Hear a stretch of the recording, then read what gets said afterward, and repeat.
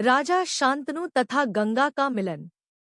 एक दिन जब राजा शांतनु गंगा तट पर विहार कर रहे थे, उन्होंने देखा कि वहां एक अत्यंत सुंदर युवती खड़ी है। उसका रूप, यौवन और आभा इतनी मोहक थी कि राजा मंत्रमुग्ध हो गए।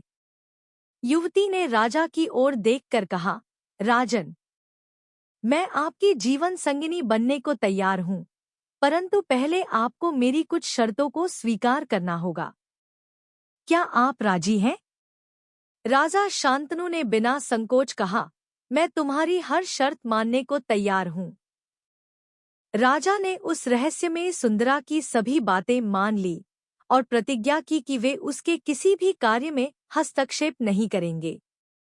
विवाह के बाद समय के साथ गंगा से राजा को कई पुत्र प्राप्त हुए, लेकिन जैसे ही कोई शिशु जन्म लेता, गंगा उसे लेकर गंगा नदी की धारा में प्रवाहित कर देती। वह मुस्कुराते हुए लौटती और जैसे कुछ हुआ ही न हो।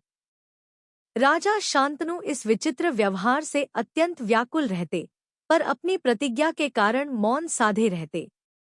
इस प्रकार 7 पुत्रों को गंगा बहा चुकी थी। जब 8वां पुत्र उत्पन्न हुआ और गंगा उसे भी लेकर तट की ओर बढ़ी, तो राजा स्वयं को रोक न सके। वेदना से भरे स्वर में बोले, तुम माँ हो, फिर भी नवजात शिशुओं को यूं मृत्यु देने का कारण क्या है? यह क्रूरता तुम्हारे सौंदर्य को कलंकित करती है। राजा के मुख से यह सुनकर गंगा भीतर ही भीतर मुस्काई, किंतु दिखावटी क्रोध में बोली, राजन, क्या आपने अपने वचन को भुला दिया? आपको केवल पुत्रों से प्रेम है, मेरी कोई चिंता नहीं। खैर, अब आपकी बात मानती हूँ, इस 8वें पुत्र को नदी में नहीं बहाऊंगी, परंतु मेरी शर्त के अनुसार अब मैं आपके साथ नहीं रह सकती। इस बालक को मैं कुछ समय तक अपने पास रखूंगी और उपयुक्त समय पर आपको सौंप दूंगी।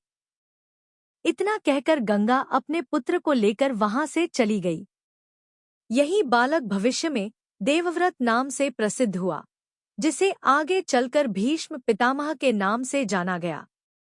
गंगा के वियोग ने शांतनु को गहन विरक्ति में डाल दिया। उन्होंने सांसारिक सुखों से स्वयं को अलग कर लिया और राज्य के कार्यों में मन लगाने लगे।